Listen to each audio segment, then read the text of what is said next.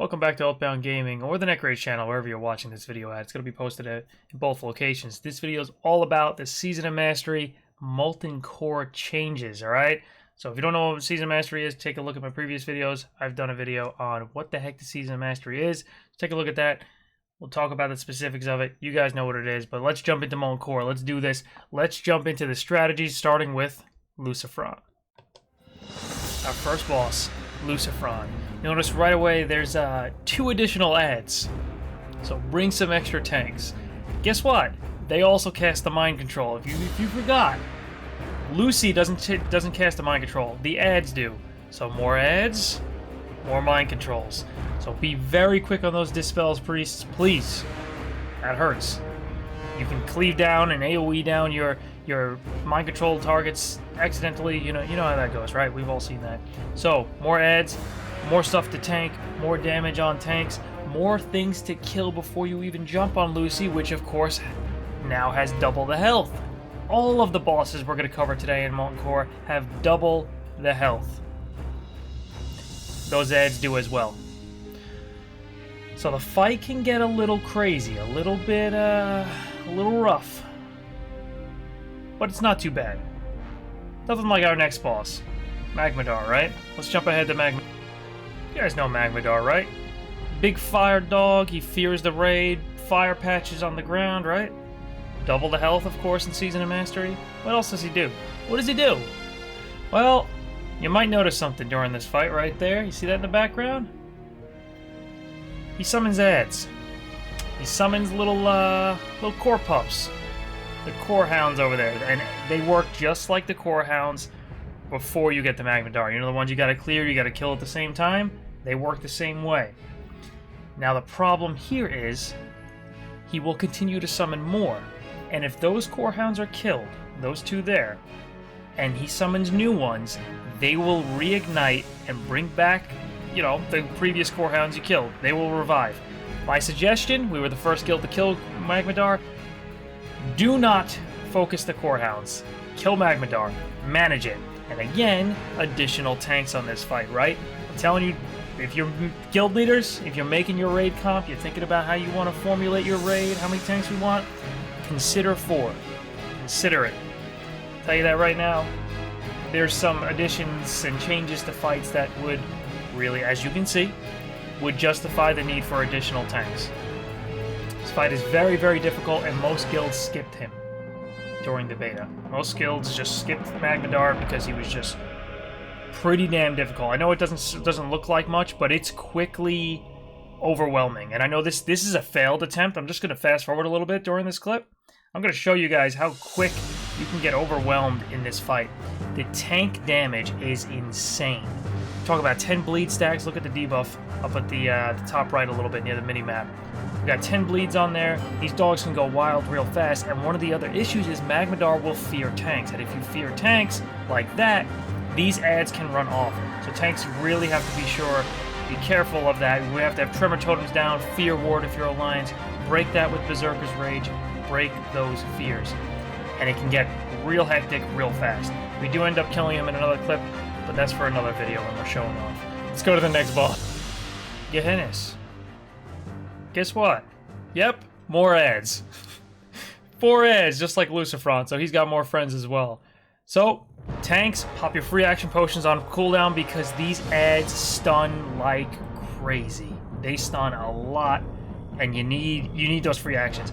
I highly recommend stacking maybe the first 2 ads when your DPS is a little bit low.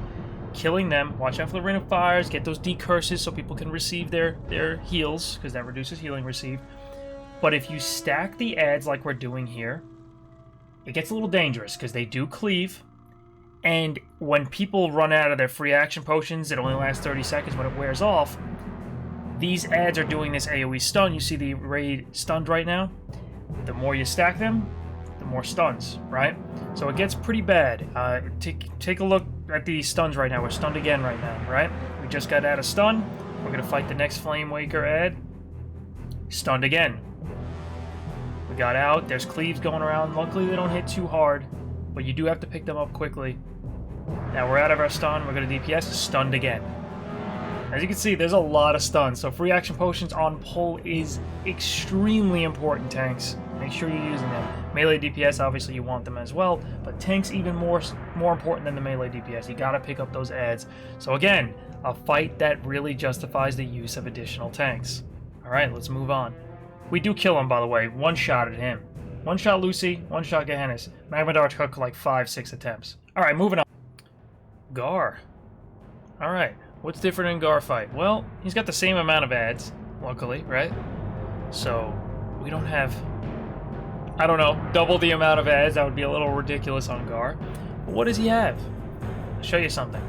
Does he have any other friends hidden away? Yes, he does.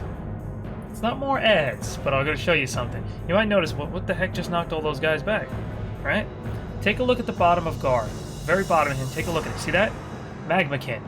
He will spawn these very small little adds, but you don't kill them, you don't DPS them, you don't tank them. They spawn and they rush at a random target and explode. They do damage and they'll knock everyone back. It'll interrupt cast, obviously. So you want to make sure you spread your raid out a good amount, because if you stack all your healers in one place and they're constantly getting thrown around, that's pretty bad. So you'll notice that there's a healer on the left, really good healer in the guild. He's putting his back to the wall. If he gets knocked back, it's not going to throw him back as far, and he'll be able to recover much, much quicker, right? What else? Anything else? Yes. When Gar gets low on health, I believe it's 50%, pretty sure it is, he will start blowing up his adds that are not already dead, right? If they're not dead, he will start kind of like expunging them in a way, just detonating them. So I highly recommend killing the adds, because he will also make them banish immune. Yep.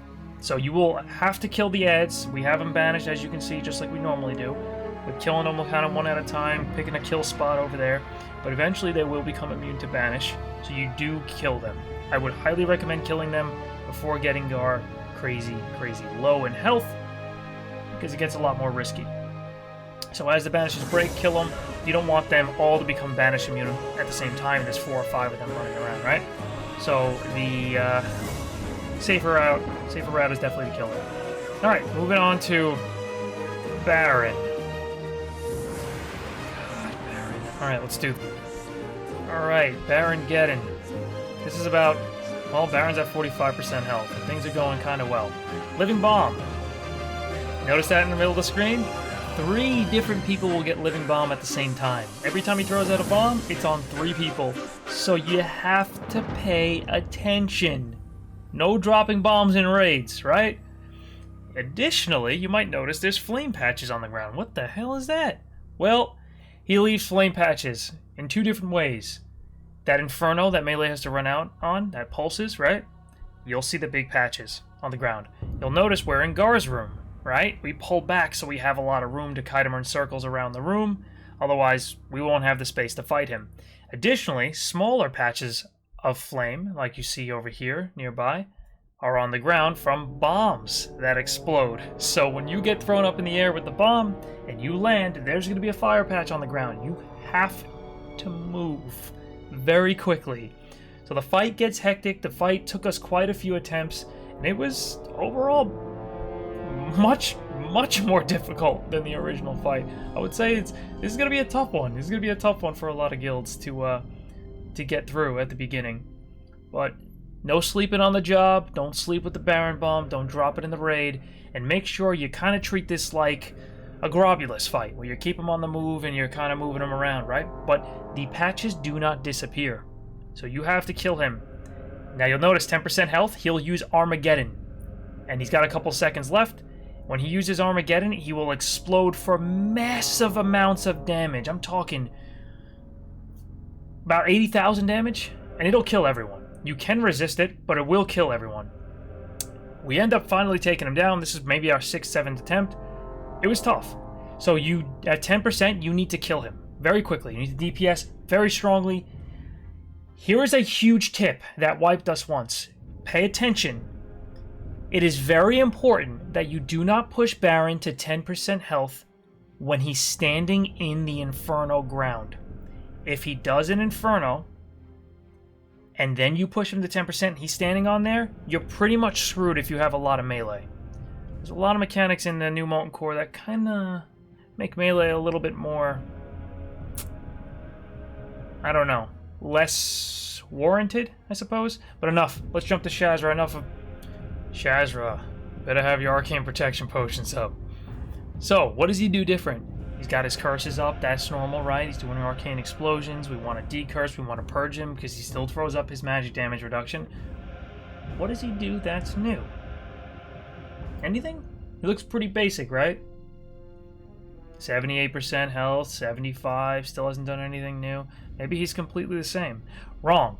So, when he uses his teleport, he will leave Image of Shazra. And it will spam arcane explosions. So, you can kill the image if you want to. But they have about 7% of Shazra's health. So for every image you kill, you could have done 7% of Shazra's health. So we said, you know what? Let's stick to Shazra. Let's kill him. Focus all DPS on Shazra. Let's see how this turns out. And every time he teleports, there's another image in its place. And it will continue to explode. It's very important that tanks pick Shazra up. Tanks, why aren't you taunting? Guess what? He's now immune to taunt. You want a tip, guys? You want a tip out there? Here's a tip for you. Get Rage before the teleport. So tanks, it's okay to go in early with Shazra as the main tank goes in. Just white hit. Get that rage. Get the rage you need, and then go back to your groups. As soon as Shazra teleports, he is going to wipe all threat. You need to dump that threat. You need to punch that. Alright? Don't hold back. If you're full prot, which is now more justified, by the way, you got a shield slam, get that heroic strike queued up. You should be spamming heroic strike and Sunder, just waiting for him to do that teleport. And just make sure you output that threat to pick him up, because he is now immune to taunt. Definitely makes it harder for tanks to pick it up. But you'll see we lost a good portion of our raid at this point, and we're kind of running out of room here. But you can lock yourself in. If you ran the other way, like one of our raid members did, they'll lock themselves behind these images and won't be able to safely make it by. And when you're running through like 2 images, you're dead. If you don't have an arcane protection potion, you're probably not going to make it through. Unless maybe you got sprint, blink, something like that. But you can definitely lock yourself in. You're going to notice I'm running towards the group because one of our off tanks, Spooky, was able to pick it up. He's tanking him, waiting. Shazra is now going to teleport to this tunnel. I'm going to dump as much rage as I can to try to pick him up. And you'll see some good crits. There's a dodge there. Good crits. Still hard to pick him up. Very difficult. So guys, one of the mistakes at this point here was a guild member that had, or might have been a pug member, we have a couple pugs in here at this point, ran with the group. If you have aggro with Shazra, you're better off sacrificing yourself and trying to stay in the spot, go towards the tank, and just try to hold Shazra while everyone else runs.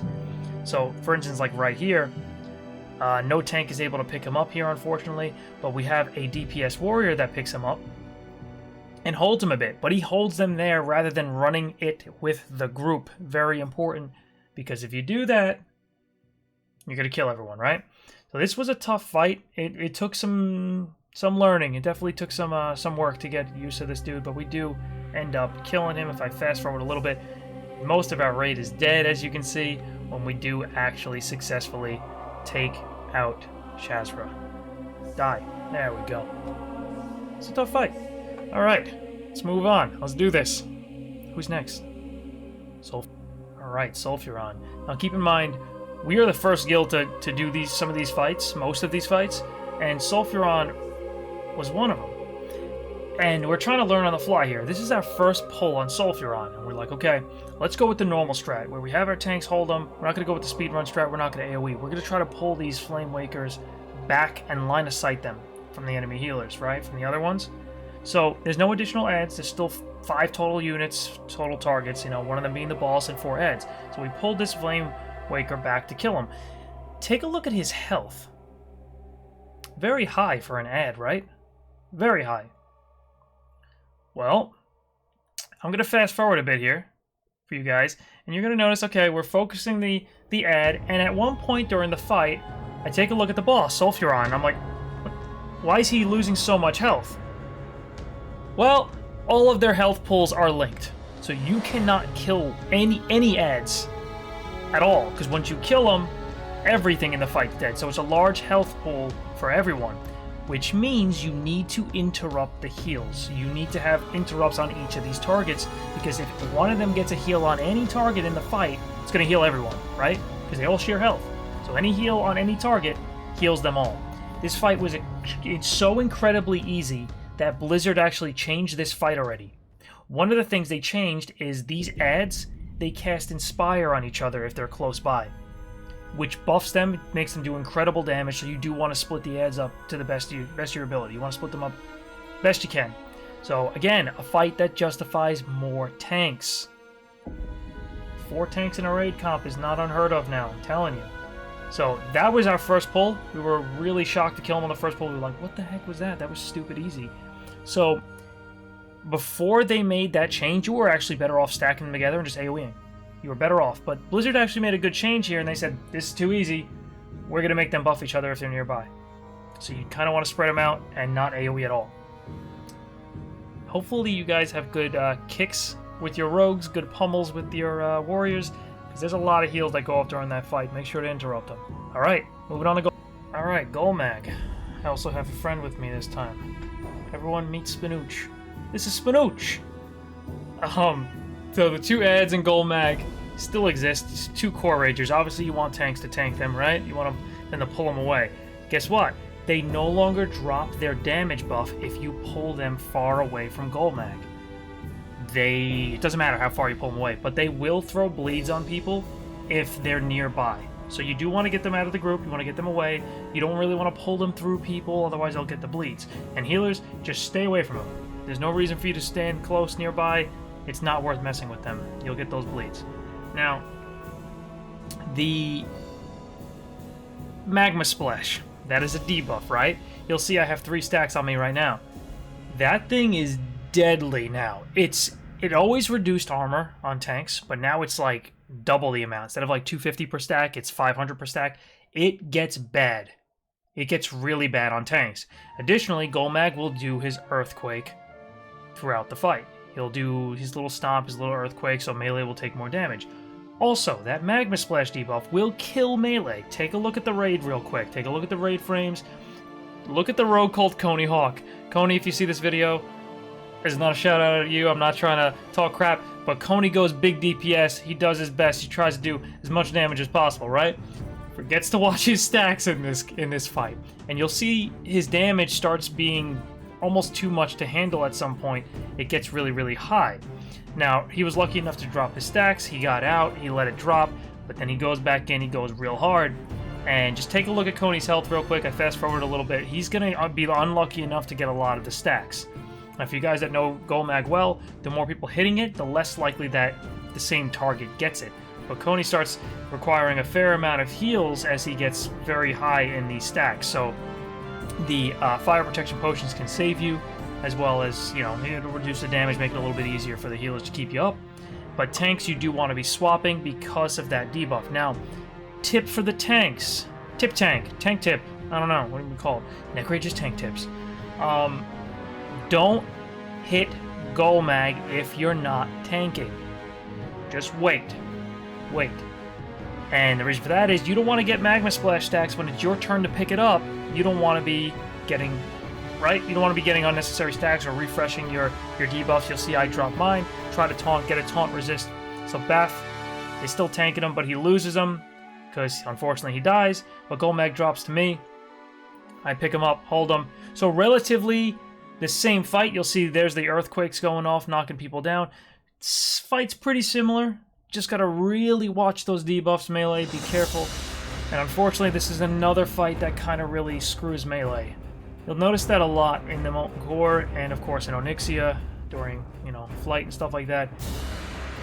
Just fights are not really the most friendly to melee right now, and it's almost a shame, because now comps is trying to start going a little bit more range-oriented, and hopefully we see that change a little bit, because it's really one-sided, really pushed towards range right now. Fast forwarding a little bit, and we see the death of Golmag. So the fight was relatively simple. When you compare it to Magmadar, Golmag is a joke. Magmadar, Baron, Shazra, Golmag's a joke. But alright, let's move on to Major Domo. Executus. Alright, Major Domo. Any more ads? No. Same amount, thank God. Alright, so we do have hunters kiting 2 ads right now away, and I'm going to tank Major Domo while everyone focuses Skull and kills it. So our goal is going to be to kill Skull, then X, but does it always go according to plan in Domo? Not always. We'll see what happens, right? So the ads have a ton more health now, as like every boss thing does. Oh, by the way, I should have mentioned this in the video in the beginning. Originally, they doubled the health of all trash mobs as well. They removed that, so trash has normal health now. Good job, Blizzard, because it was a kind of like a slog to get through, I guess, right? Like very slow, lots of trash, lots of health, kind of sucked. But anyway, on to Major Domo. You'll see with Skull's down, green breaks loose, and we say, hey, just pick it up. That'll be our next kill target, right? We have purple break loose. Domo unfortunately drops threat, gets away from me. End up picking him up again, and we're bringing him in. We have our sheeps down. Now we're going to fast forward just a little bit, and we're going to see X go down next, right? So watch as X dies. All sheeps break. So you used to be able to kill 4 of Domo's ads before sheeps before the healers became unsheepable, right? They gained their immunity when 4 died. Now it's 2. 2 ads equals immunity. So guess what? More tanks. Still a good idea to have a raid comp with 4 tanks. Highly recommended at least 4 tanks. I probably wouldn't do 5, but 4 tanks is a good move, guys. I'm telling you. I'm trying to help you out here, alright? Consider the 4 tanks thing. It will help you immensely. Alright. Let's move on to Ragnaros. Ragnaros. Alright, so on the very top of the screen, right away you're going to notice you have 1 hour to kill Rag. As soon as you start the fight, the timer starts, you have 1 hour to kill him. It's about 3 attempts. So, be quick. If you wipe, come back, try it again. So, Ragnaros, what changes on this fight, other than that 1 hour thing? Well, the fight is relatively the same until 50% health. Ready? So we're going to get him to 50% health. We're going... He's got double health, right? So he's got 2.2 mil. As all bosses, again, have double health in Season of Mastery right now, in the Molten Core at least. We're going to get him to 50% health. This is our first attempt, and we're like, what happens? As soon as he gets to 50% health, he submerges. So you can no longer skip all submerges. You will always get at least 1 submerge at 50%. Suns come out. Typical normal Suns phase, you know, gather them up, hunter traps, use blizzards, slow them, war stomps if you're Taurens, whatever you got, stuns, slows, rally them up, try to AoE them down, get them down, and when the last sun dies, Ragnaros will come back up. He will emerge again. Boom, here we go. Now, as soon as he emerges, a submerge timer starts. Timer. Right? So the first submerge is 50%. Then there's a timer. So you can completely avoid the second submerge if you kill him before he does submerge, right? But there's one other change here, right? So there's something else other than the guaranteed submerge. 30% health, right? We're about to get him to 30%. What's going to happen? What's going to happen, guys? Guesses? It can't be like ads or something, right? They haven't been doing that nonstop, right? Yeah, it is. So, look behind Rag over there. You'll see a sun just spawned and is running through the raid. So we have to pick him up with tanks. At 30%, he will start spawning those Son of Flames. So you have them running around as well. You can choose to kill him if you want, or you can have tanks pick him up and just hold him while you DPS Rag and hopefully kill him before the next submerge. That is my tip. Do that. Do that. Do that. Don't kill the ads. Focus Rag. And hopefully, you have a lot of range DPS in your raid, because stacking melee on this fight is also bad. Because they get knocked out, you know how Rag works, right? So, again, Season of Mastery. Right now, Molten Core and Oni, just anti-melee. It's not a good thing for them, but hey, trying to help you guys out here. Hopefully you gain some tips from this video. You can see what these bosses do. Hopefully this helps you guys strategize and build your raid comp and how you're going to tackle each boss. And maybe you're excited for this, because Season Mastery is a lot more difficult, a lot more fun, and we were having a blast playing this. So guys, I hope you enjoyed this video. If you want to see anything else, please let me know. And yeah, I'll catch you guys in the next video. Hit up our guild. Look down below for the video. We're recruiting some people. Hit us up if you need a guild, all right? See you for Friday night raids. Catch you guys in the next video. Skidda!